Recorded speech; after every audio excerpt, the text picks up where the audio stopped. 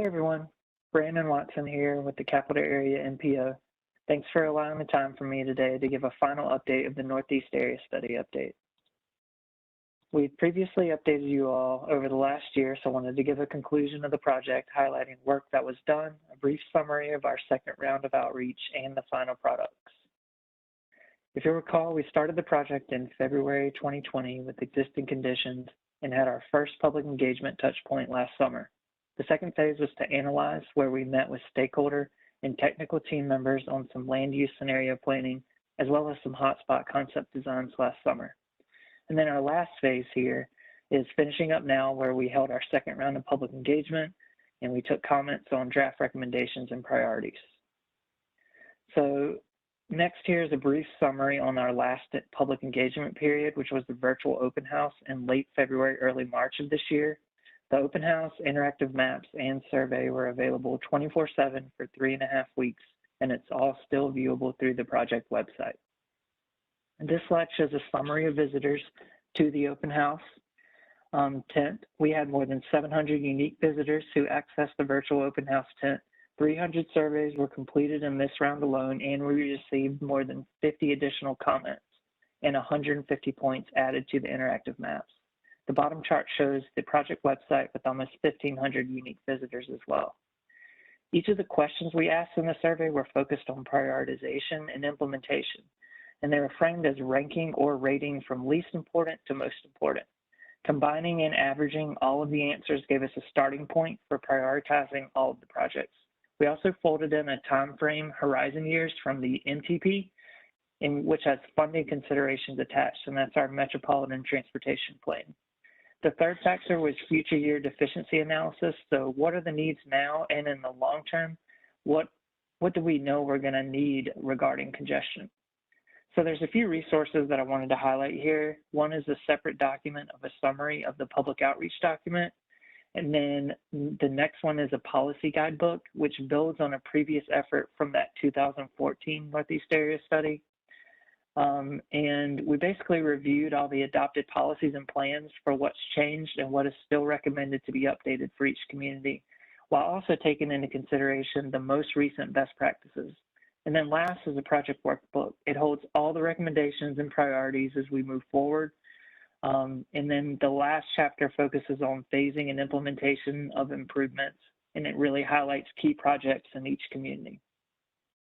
And then we have the link down here at the bottom too.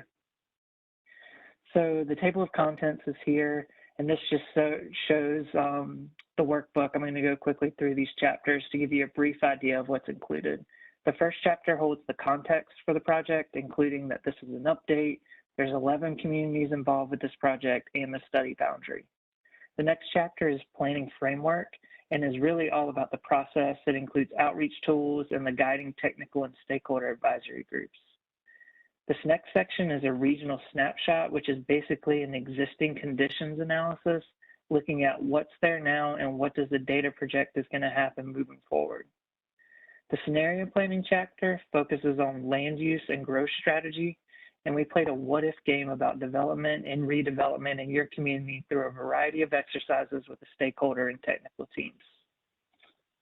Chapter 5 includes hotspot concept designs, including 5 unique corridors selected through a data-driven process. We looked at what could be improved on the near and midterm, and the most important part is that there are other corridors like these in the area, so you can kind of apply these where it's applicable. In these hotspot concept designs, we look to address locations that have a unique challenge.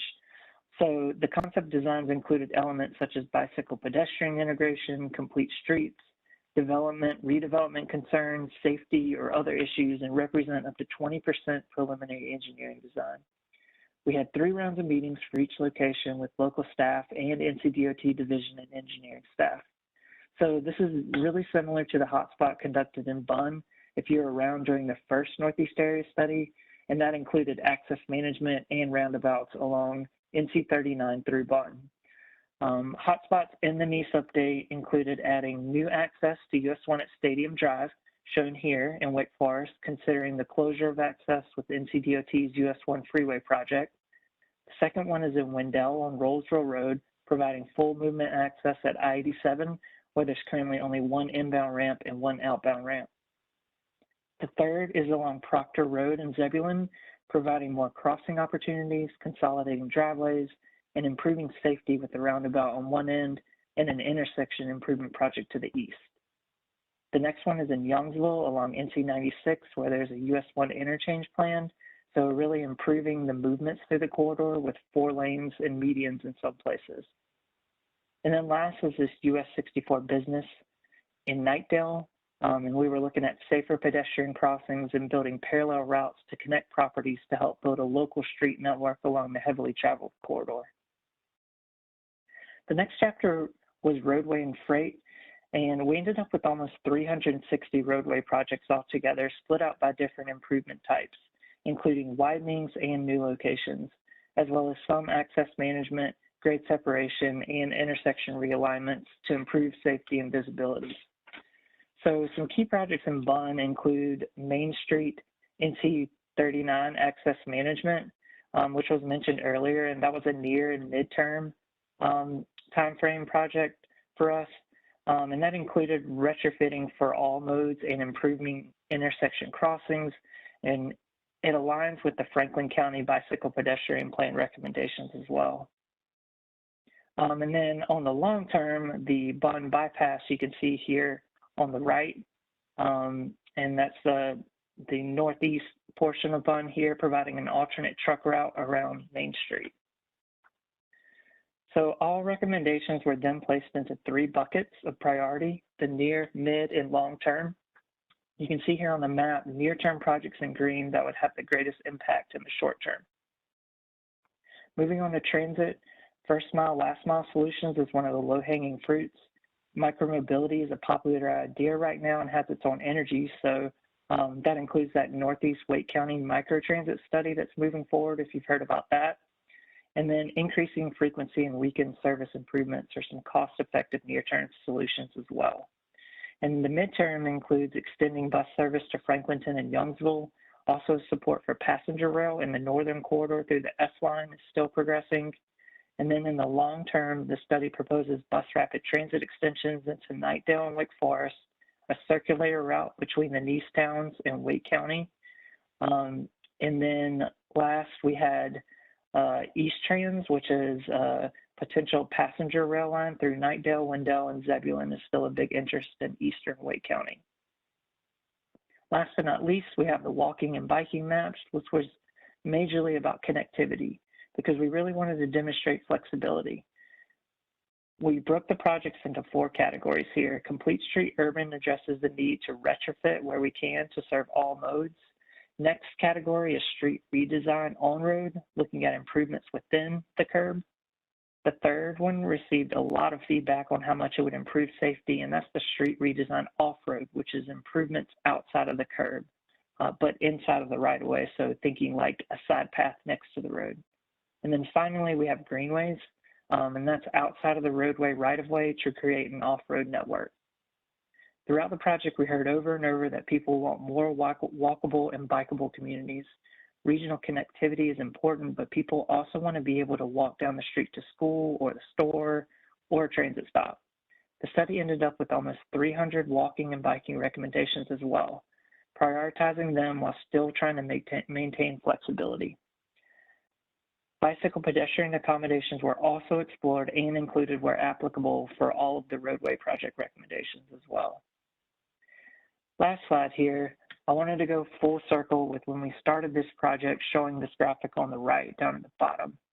I just wanted to reiterate how all local land use and transportation plans, as well as area studies such as this one, flow up into informing the prioritization of projects based on funding for CAMPA's region-wide Metropolitan Transportation Plan, which is actually in the update process now as well. The NEAS update workbook, including an appendix with a list of all the recommendations, the public engagement summary, and the policy guidebook, are up for review on CAMPA's website now at the link here. There'll be a public comment period starting in July, with the study to be taken to the TCC and Executive Board for consideration of endorsement in August. We're also conducting final board briefings now, which is why I'm speaking to you now, for looking for your endorsement of the NEAS update study recommendations to be considered in future planning efforts, including the 2050 NTP. My contact information is here, so feel free to reach out if you have any questions or comments. And again, thank you for all of your help during this study and for your time today.